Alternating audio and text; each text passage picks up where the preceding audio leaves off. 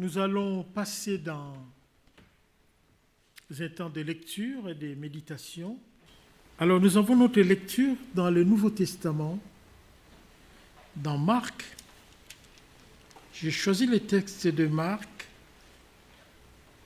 au chapitre 12, versets 41 et 44. C'est titré dans certaines Bibles « La pauvre veuve ».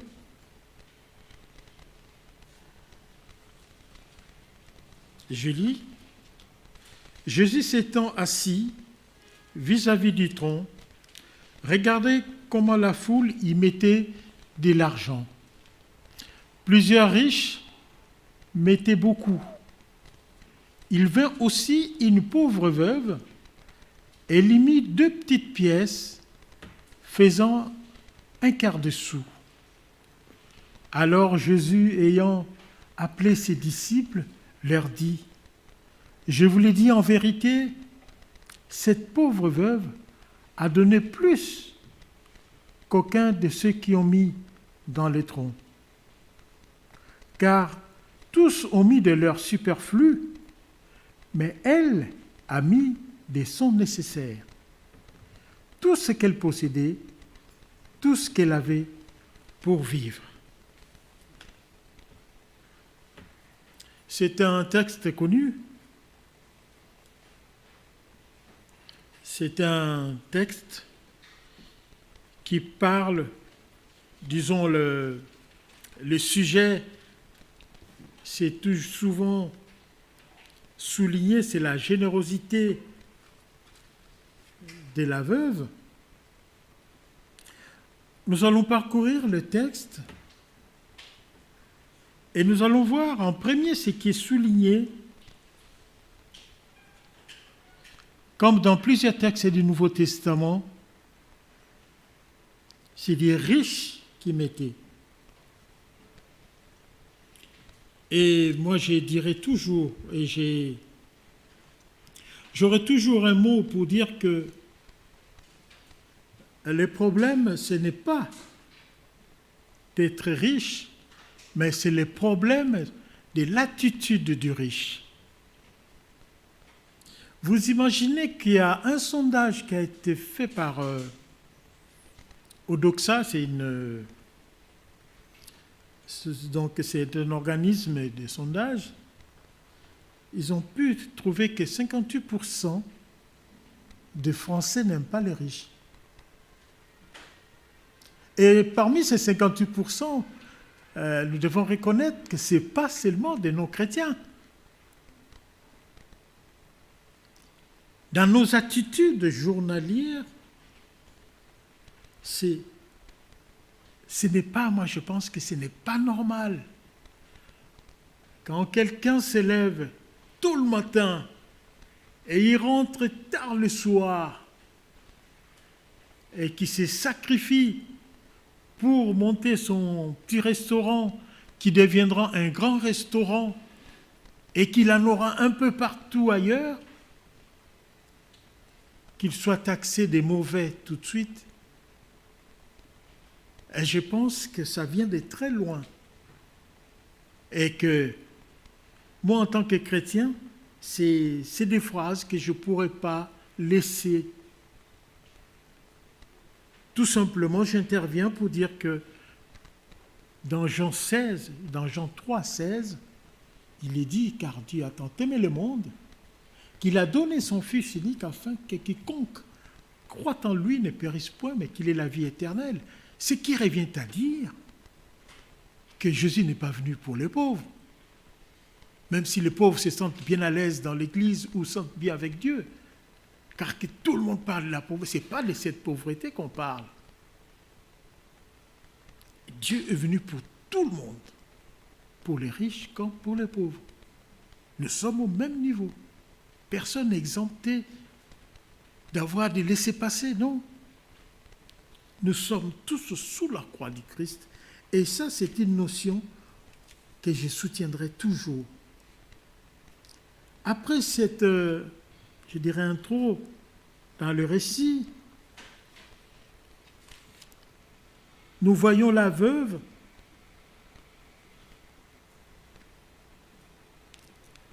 qui donne de tout ce qu'il avait. Et déjà la présence de la veuve à cet endroit doit nous faire réfléchir dans ce sens qu'on sent qu'il n'y avait pas d'organisation.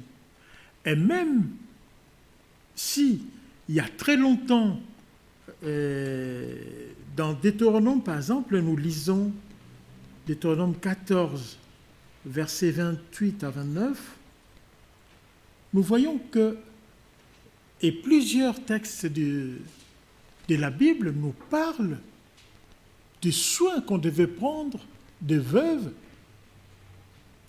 et des orphelins. Nous les savons tous. Mais l'homme oublie souvent l'autre personne, l'autre homme. Nous voulons marcher pour nous. Nous voulons faire les choses que nous aimons. Nous oublions souvent ceux qui sont autour de nous. Cette veuve devait être parmi les oubliés, en quelque sorte. Les riches, ils venaient, ils exhibaient tout ce qu'ils avaient, avec si nous voyons plus haut, au verset 40, même plus loin, gardez-vous des scribes qui aiment à se promener en robe longue, à être salués dans les places publiques, qui recherchent le premier siège dans les synagogues et les premières places dans les festins, qui dévorent les maisons des veuves et qui font pour l'apparence des longues prières, ils seront jugés plus sévèrement. Nous voyons que des gens font leur vie, ils passent, ils déploient leurs ailes avec les... Mais au coin de l'assemblée, il y a une dame à qui personne ne prête attention. Et nous verrons même plus loin dans Actes des Apôtres, quand l'Église commence à s'organiser, des gens qui commencent à s'occuper des personnes âgées, des orphelins. Mais cela a toujours été ainsi. À un temps, on s'occupe de personnes, à un moment, l'homme s'en va dans sa vie personnelle et ne faisons plus attention aux autres. Ces phénomènes se traduisent aussi dans nos communautés. Il y a bien des personnes que nous ne voyons plus. Il y a bien des personnes qui ne viennent plus au culte.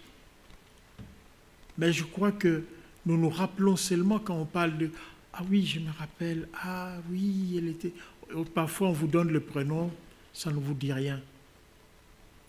Tout simplement, ça ressemble à des personnes oubliées, à des personnes à qui on ne fait pas attention. Et cette dame, elle se manifeste au travers de la générosité de son don. Elle donne tout ce qu'elle avait. Elle donne son nécessaire. Ce n'est pas des pièces au hasard, mais c'est toute sa fortune. Et nous pouvons nous demander aujourd'hui de savoir qu'est-ce que nous donnons à Dieu. C'est la question que nous devons nous poser aujourd'hui. Qu'est-ce que nous donnons à Dieu? Nous donnons à Dieu ce qui est superflu. Nous donnons à Dieu ce que nous avons pensé. Ou nous donnons à Dieu parce qu'il lui nous a donné. Quand nous faisons notre budget mensuel, où plaçons-nous nos offrandes? Où plaçons-nous ce que nous voulons donner à Dieu pour l'avancement de son œuvre? Qu'avons-nous comme projet pour Dieu? Est-ce que nous regardons son lieu de culte? Est-ce que nous réfléchissons à ce que doit être son lieu de culte?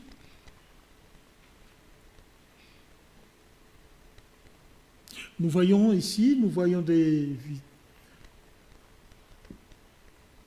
autrefois, c'était de l'or que l'Église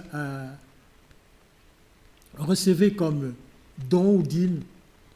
Ça s'est traduit encore là, dans les églises catholiques, où nous voyons malheureusement, à cause des vols, maintenant tout est derrière, enfermé dans les caissons fortifiés. Mais les riches donnaient de l'or pour l'Église. Alors, que pensons-nous de ces lieux de culte? Oui, déjà que pour faire le ménage dans notre lieu de culte, il faut aller chercher, il faut afficher plusieurs fois, il faut appeler plusieurs fois les gens pour que les gens se manifestent. Nous sommes souvent très occupés. Oui, est-ce que la beauté du temple nous préoccupe? Est-ce que l'avenir des lieux de culte sont nos sujets de discussion chez nous? Si nous devons ressortir la générosité de la veuve, ce n'est pas par la quantité, mais par plutôt la qualité de nos offrandes. C'est quelque chose que nous devons souvent, parce que j'ai vu des gens revendiquer un statut spécial dans les églises, tout simplement parce que c'est un bon donateur. Nous avons vu des gens réclamer une direction personnelle d'une association ou d'une église ou de toute autre organisation parce qu'il est le principal donateur. La leçon que nous donne cette dame, ce n'est pas la quantité, la qualité de ce qu'il donne à Dieu. Je vais vous raconter une petite histoire, j'en ai plein. C'est l'histoire du petit Robert, pas le dictionnaire. Le petit Robert, dimanche, il croise son curé et lui promet un canard. Je vais t'amener un canard. Pas de problème, dimanche prochain, je t'amène un canard. Le mercredi, il y avait catéchisme, il est venu, pas de problème, mon curé, je t'amènerai le canard. Le dimanche, il croise le curé. Déjà qu'il ne voulait pas le croiser, il évite. Après un moment, il vient avec ses parents. Alors, petit Robert, t'es là? Oui. Alors, il est où le canard? Et au petit Robert de répondre que le canard va bien. Ah, ce qui signifie tout simplement que le canard était un peu fatigué le dimanche dernier. Il était un peu boitillant, il s'est dit, ah, lui, il est bon pour le curé. Et quand il a vu qu'il est redevenu fort dans la semaine, il s'est dit, ah non, il va encore bien. Donc, il se le garde, le canard. Voilà, c'est un peu l'image donnée, excusez-moi, donnée à nos offrandes. Qu'est-ce que nous donnons à Dieu? Cette dame a donné son nécessaire, ce qui pourrait la faire vivre. Mais est-ce que nous, quand nous pensons donner à Dieu, déjà, quand est-ce que nous pensons lui offrir quelque chose? Si c'est les dimanches matin, c'est raté. Nous avons des projets, nous avons des crédits qui vont durer plusieurs années. Nous avons beaucoup de projets. Qu'est-ce que nous pensons donner à Dieu? Je ne veux pas rentrer dans des détails qui pourront peut-être choquer ou faire mal. J'étais dans une église en France où, pendant la récolte, pendant le comptage des offrandes, nous avons même retrouvé des boutons de manteau. Tout simplement parce que la personne croyait que le geste de poser sa main dans le panier était suffisant. Faire croire que je donne à Dieu. Faire croire que j'ai fait mon devoir. Et moi je pense que cette dame, cette pauvre dame, qui donne de tout ce qu'elle avait, alors que c'est elle qui pouvait bien attendre de la communauté, est quelque chose qui doit nous secouer. Il doit nous secouer dans le sens où il suffit de voir quand le panier passe au temps normaux de nos cultes, où les gens sont en train de secouer le sac pour voir s'il restait quelques pièces des dernières courses qu'on a pu effectuer. Il n'y a pas de projet pour Dieu. On n'a pas pensé dans la semaine à Dieu. Et pourtant, nous sommes fervents dans la prière. Oui, Dieu, je t'aime. Mais aimer Dieu, c'est accomplir ce que Dieu aime. Aimer Dieu, ce n'est pas dans le langage, ce n'est pas dans la voix, ce n'est pas dans aimer Dieu, comme l'a dit Nicolas dernièrement, c'est faire la volonté de Dieu.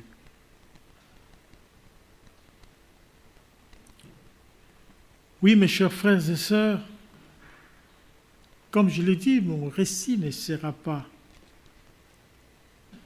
long, mais cette leçon de cette dame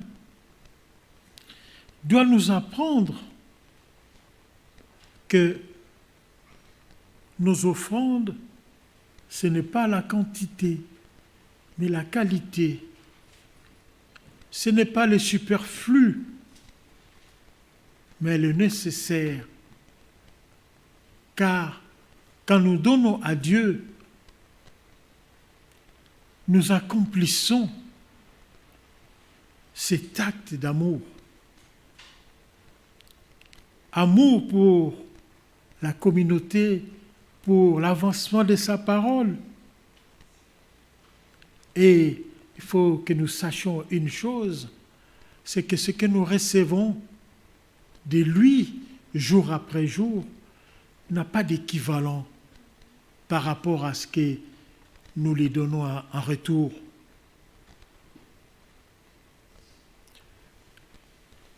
Pour terminer, je vais vous raconter encore une histoire.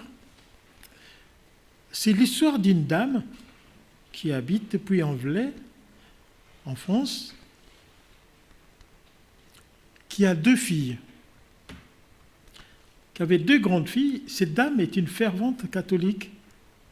Elle est vraiment partie chez elle, il y a les croix partout, il y a Christ est présent dans sa vie, c'est l'enfant Jésus, c'est je vous salue Marie à toute. Elle est vraiment une fervente. croyantes. Et ces deux filles travaillaient au Club Med. Ils avaient des situations, je dirais, normales, des gens, ils avaient gagné leur vie. Nous sommes allés chez elle et on l'a trouvée un peu défaite, elle n'était pas trop bien. Et elle nous a raconté tout simplement que moi, je ne pourrais jamais avoir des petits-fils ou des petites-filles. On lui demande pourquoi. Et elle nous a dit tout simplement parce que mes deux enfants sont rentrés dans les ordres. Ah, ces deux enfants, ces deux jeunes filles, vont devenir des servantes de Dieu. Mais ce qui est, je dirais, la dame, elle était toujours à l'église. Elle aimait bien Dieu. Elle n'aimait pas lui prendre ses deux enfants. C'est ça. Ces deux enfants en offrande, ce n'était pas dans son programme. C'était son nécessaire. Et là, elle n'était pas d'accord. C'est, je dirais, quand il faut donner à Dieu, quand Dieu demande, parfois nous tenons l'autre bout avec force. Nous ne voulons pas lui laisser le prendre. La générosité de cette dame nous fera comprendre que nous pouvons donner à Dieu ce qui nous fait vivre. Car ce qu'il nous donnera en retour est plus que tout.